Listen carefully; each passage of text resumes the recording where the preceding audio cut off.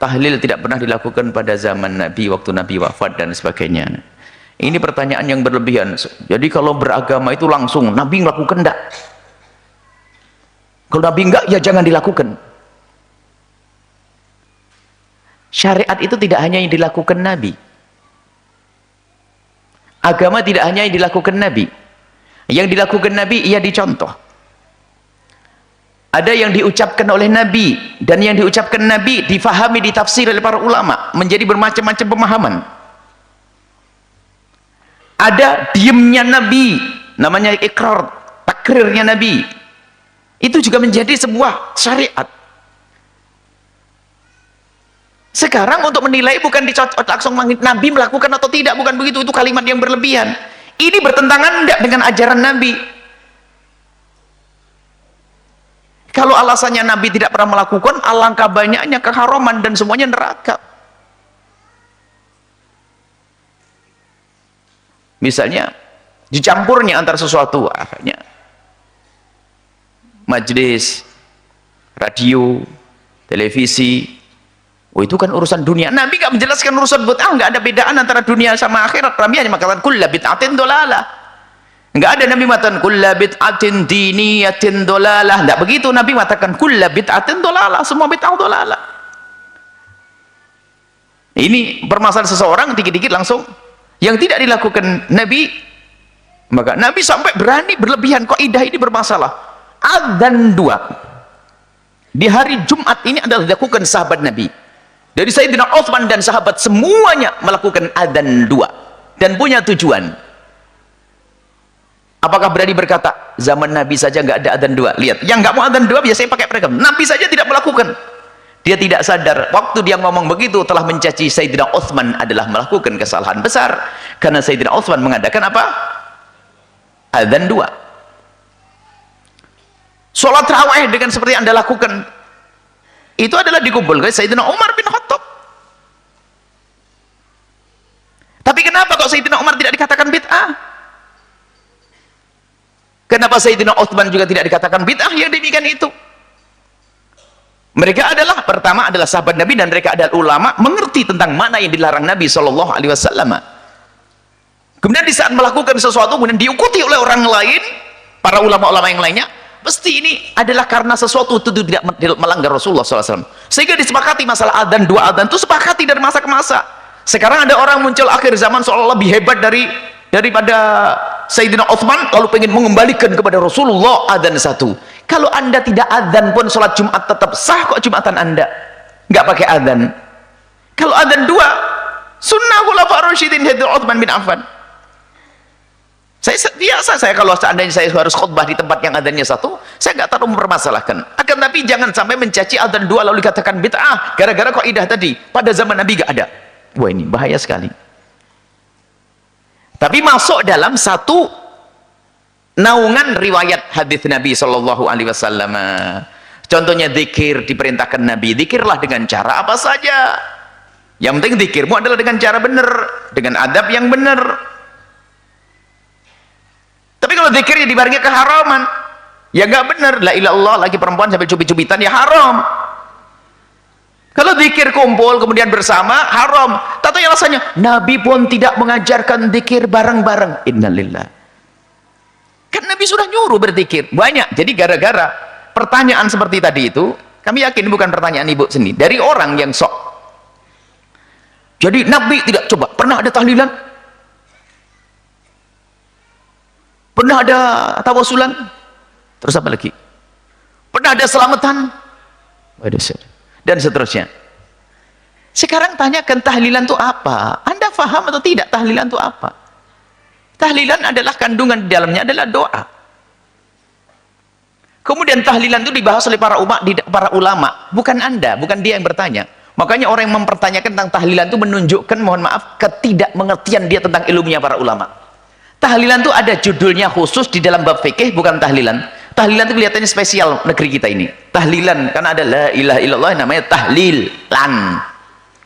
Sebenarnya tahlilan itu sudah masuk dalam, makanya aneh sekali kalau orang itu mengatakan begitu.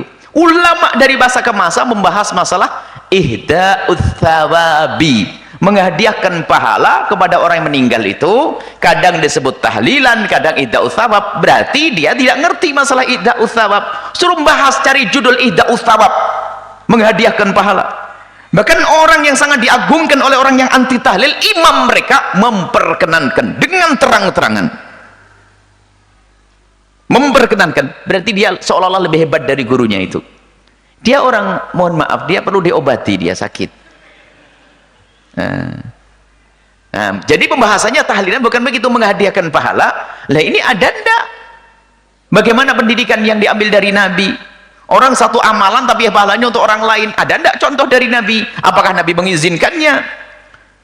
Kalau sudah ulama jumhur sudah mengatakan boleh, pasti ada riwayat yang dinukil dari Nabi. Ternyata mereka mendatangkan riwayat, termasuk seorang perempuan mengatakan, bapakku pernah bernadar mau haji, bagaimana? Apakah boleh aku hajikan?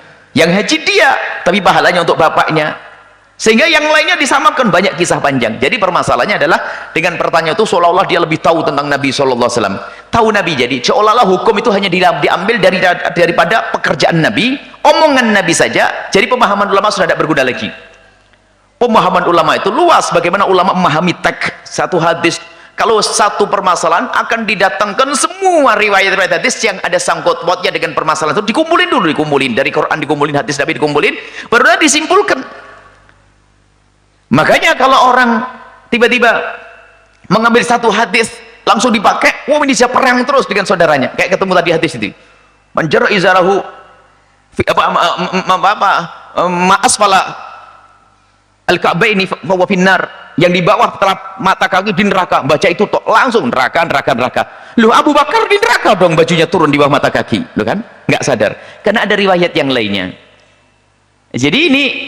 Jadi yang diperkenankan itu bukan harus sesuatu yang memang pernah dilakukan Nabi, tapi Nabi secara umum mengizinkan. Coba kalau di dalam tahlilan itu apa sih di dalamnya? Di dalamnya adalah bagaimana biasakanlah kamu itu untuk bisa memberikan sedekah. Sedekah itu pasti diterima. Kemudian berdoa, kemudian kamu pertemukan saudara agar tidak terjadi berantem, berkumpul silaturahim di situ. Kemudian setelah itu ada tausiah di dalamnya.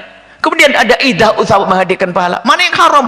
Oh, ini adalah namanya bid'ahnya bukan bid'ah yang ini, tapi ada idhofiyah. Oh, ini mulai mengarang lagi. Jadi kayak mencari-cari. Pokoknya kalau tidak masuk neraka nggak boleh. Kalau tidak masuk di sini, jarum di sini.